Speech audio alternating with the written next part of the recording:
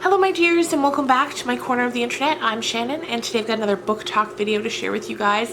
And today we're talking about The Other Windsor Girl by Georgie Blalock. And I picked this book up kind of on a whim because I could tell from the title that it probably had something to do with the royal family, and it does. It's a book about Princess Margaret. But the really interesting thing is that it's not told from Princess Margaret's point of view. It's told from the point of view of a woman named Vera, who becomes a friend of the princess and then eventually becomes one of her ladies in waiting. So I was pumped for that. Now, before we talk too much about this, I will say two things that will kind of contradict each other but are both true. If you loved The Crown, especially like season 2 of The Crown, you will love this. Also, if you've loved and saw The Crown, you're already gonna know what's in this. So it's like a double-edged sword about the same thing. So that's to say, I loved it, but if you have any knowledge at all about Princess Margaret and the things she went through in her younger years, there's just not going to be a ton of surprises in here, which is fine. I read about things I already know about all the time, but I just wanted to give you that warning. So we right off the bat meet Vera, and like I said, she is a woman who becomes a friend of the princess. When we first meet her, she is writing sort of risque stories under a pen name, and that's how she gets to meet the princess, because she's from a line of nobility herself, so she has a title. I think it's like the Honorable Vera Strathmore. And this Vera woman, she's not based on a real person. She was a creation from the imagination of the writer as a way to kind of give us a look into the princess's life. So she writes these risque stories under a pen name, and her cousin is friends with the princess. His name is Rupert, and during one of the conversations, he heard the princess talking about these stories and how much she enjoyed them, and he's kind of like, well, I might be able to hook you up with the author if you would like to meet her, and kind of takes off from there, and their friendship develops. When we first meet Vera, she has these plans to move to New York and start a whole new life, and so she's kind of saving up her money for that. But as time goes on and she gets closer to the princess, she starts to move away from those dreams a little bit because she doesn't want to give up on this life that's beginning to grow within society with the princess and being in the princess's favor. And she meets a man who's actually an American, and his name's Dominic, and he's a doctor. And she hits it off with him, and they begin a bit of a flirtation and a bit of dating. One of the things that her and the princess bonded over when they first met and got to know each other is kind of being unlucky in love. For Vera, it was she had a fiance, and then he went off to war and was killed there. So she's having to watch, you know, her friends and even family members of herself and her late fiancés getting married, moving on, having the life that she was essentially supposed to have. And it's those kind of things that Vera and the princess first bond over. So as time goes by and she's getting closer with Dominic, and she's also closer with the princess, there's a lot of, not a lot, but a bit of tension kind of arises. Dominic kind of finds it annoying how she's constantly just at Princess Margaret's beck and call. But, you know, especially once she moves into the position of being the lady in waiting, you know, the need to respond even quicker to her demands and her wants and her needs, it just escalates. And Vera prides herself on being very good at being able to predict Margaret's needs and, you know, be able to present them to her before Margaret even knows she needs it.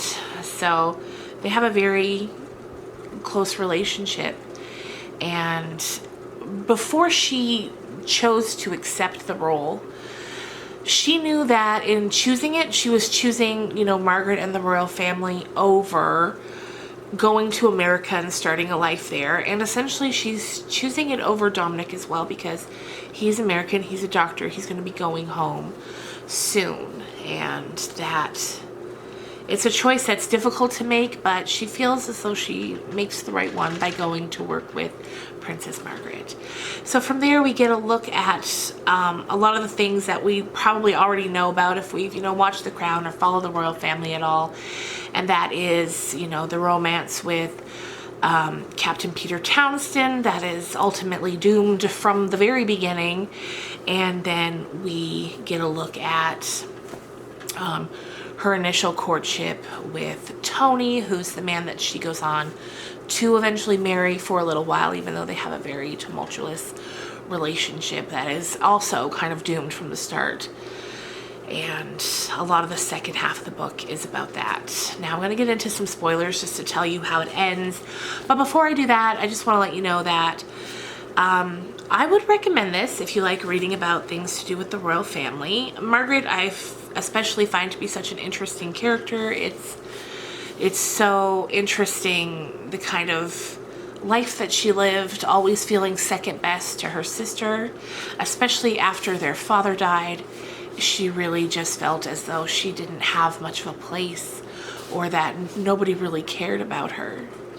And that was interesting to read, and it's always interesting to learn about that and to hear about that. And my heart always goes out to her when I hear more about her story and who she was and the life that she lived. I found this book to be a little slow at the beginning as we're building up kind of to the meat of the story. It's a lot of getting dressed, a lot of choosing outfits, a lot of shallow parties. But then once we move into the middle of the book and the rest of it, I really, really enjoyed it. I found it picked up quite a bit, and I really enjoyed it. So if you like those kind of things, I think you definitely like it. It's very well written. Georgie Blalock is a great writer, I found. No complaints about the writing at all. Now for the spoilers, even though, we know how it ends, but in terms of Vera and Princess Margaret, their relationship comes to an end, unfortunately, rather prematurely, when Princess Margaret is kind of getting ready to marry Tony. Vera can't hold her tongue about her feelings about Tony, and that in turn gets her fired essentially as lady-in-waiting. And then she kind of feels like, was this all for nothing, giving up my dreams, and now she's back out of the royal circle. And it was so heartbreaking because, and we'd seen it happen before in the story, just speaking out against the princess causes her to immediately cut ties, like you're dead to her, even though Vera had been working for her for 10 years and they were very close friends. And then that's it. Once Vera leaves, that's it. She never hears from Princess Margaret again until, well, I'll tell you that. But so after Vera leaves, she moves to America. She ends up meeting up with Dominic, who at this point it's been, quite a few years, and we learn that he is married, but he's also since divorced. And so they end up having a life together that spans, the rest of their lives. And so in 2002, when Princess Margaret is in the hospital, somebody calls and says that she would like to see Vera. So Vera goes and sees her, and they have one final conversation together that kind of gives, I would assume, both of them some closure. And at this point, in 2002, in this point, Vera's been divorced from Tony for many, many, many, many years. Their marriage lasted, I think, close to 20 years, like 18, 19 years, but he was the scoundrel. Vera had a feeling he was. A lot of infidelities, things like that. And yeah, so that's how the book ends, with a final conversation between the two of them as Princess Margaret lays in a hospital bed, having suffered a stroke, and it's just before she passes away. So getting closure is always good. Anyway, you guys, that is The Other Windsor Girl. I'm excited now to move on to my Christmas book that I've got to read for you guys, called The Adults, which will be up next Friday or Saturday. And yeah, can't wait to share that with you guys. So I hope you have a fantastic weekend and that you're enjoying the holiday season, and I will see you guys tomorrow. Bye.